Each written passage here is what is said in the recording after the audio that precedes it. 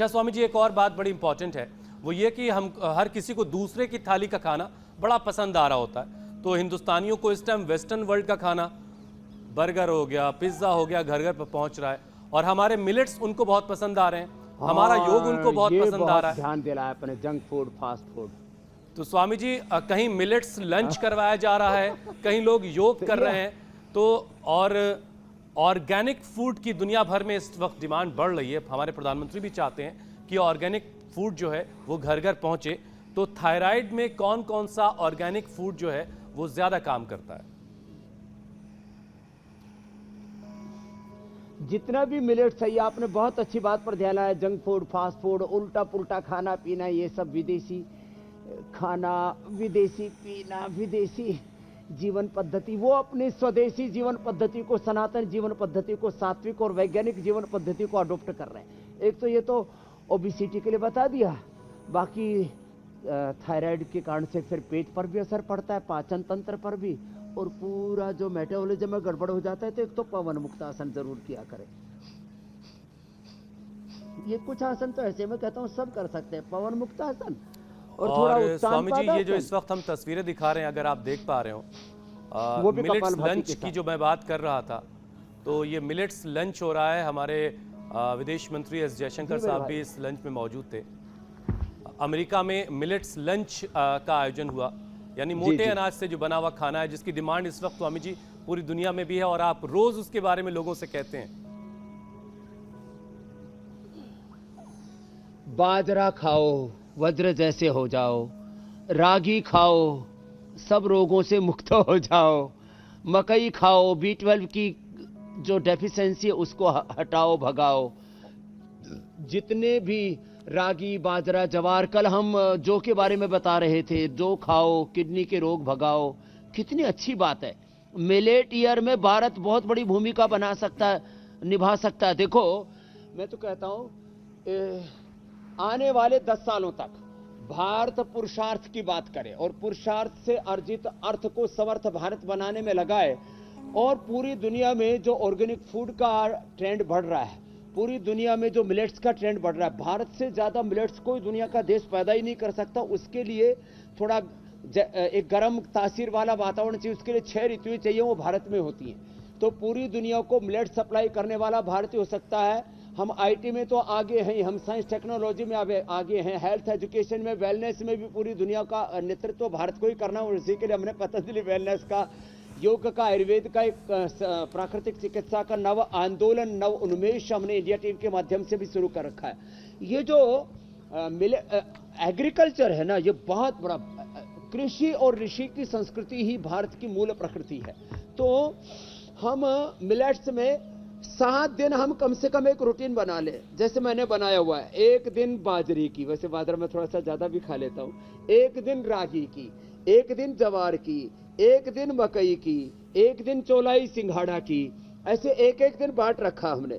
एक दिन जौ की, फिर एक दिन मिक्स रोटी खा लेते, मिस्सी रोटी खा लेते, फिर एक दिन सारे ये सब मिलाते हैं मिलेट्स, और उसमें पालक, मेथी, बथुआ, एलोवेरा ये डाल करके, और फिर जो रोटी बनाते हैं, तो वो तो रोटी अपने आप में, सब्जी की भी जरूरत नहीं पड़ती, कोई भी चटनी के साथ या दही के साथ ही खा लेते हैं, उसी से मस्त हो जाते हैं। और यही मस्ती स्वामी रामदेव की बनी हुई है। इसीलिए मैं 55 का होकर के भी 25 का 30 का ही लगता हूं। मैंने अपनी बायोलॉजिकल एज आधी कर रखी है। कितनी कर रखी है बहनों?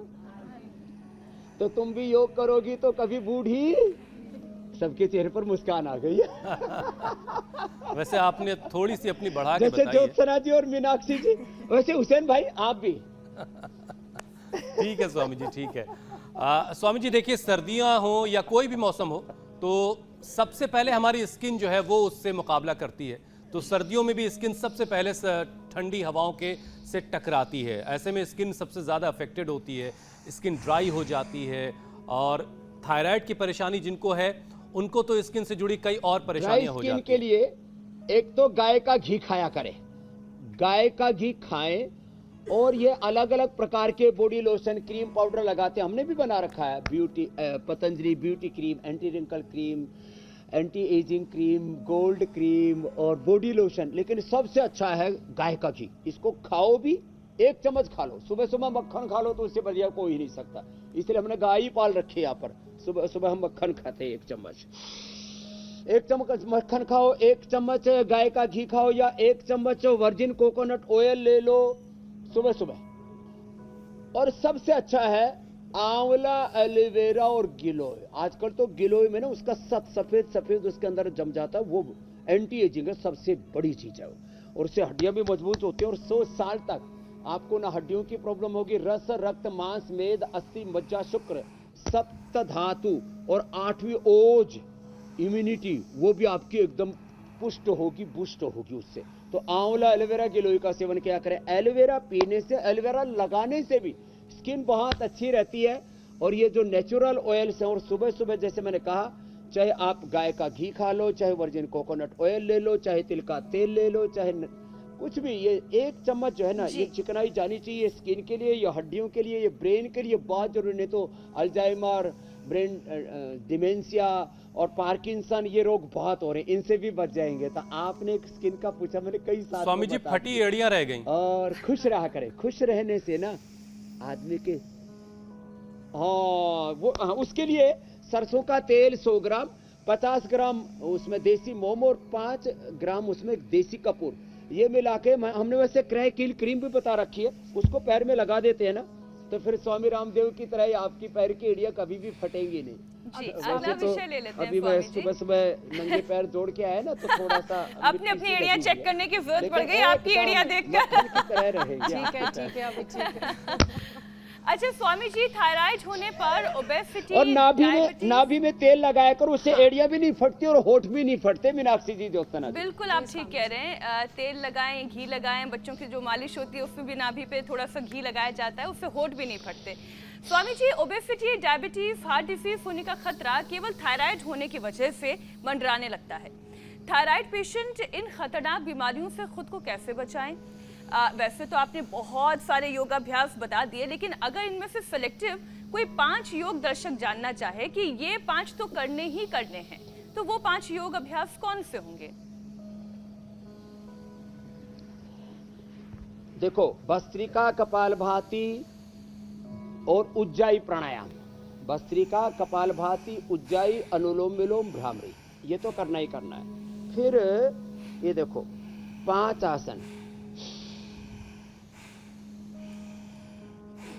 मंडूकासन से लेकर के गोमुखासन तक, चाहे अब देखो 5 आसन करने के मैं 5 विकल्प बता रहा हूं।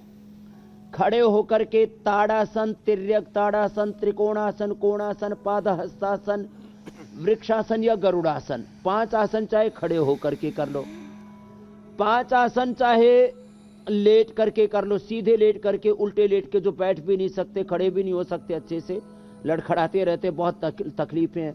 मकरासन, भुजंगासन, सलभासन, धनुरासन, चाहे उल्टे लेट करके कर लो।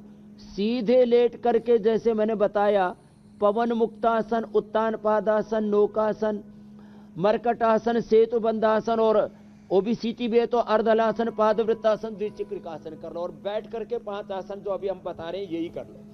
मंडूकासन मुट्ठियां बांध के, और ऐसे भी। अब जैसे बिटिया है, इसका 500 से नीचे शुगर आ ही नहीं रहा था, वंशिका का, ऐसे बाह्य प्राणायाम के साथ।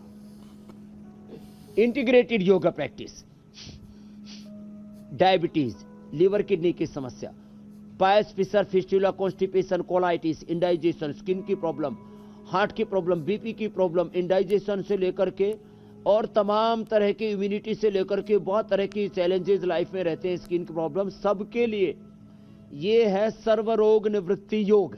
सर्वरोग निवृत्ति योग। कपालभाति के साथ मंडूकासन,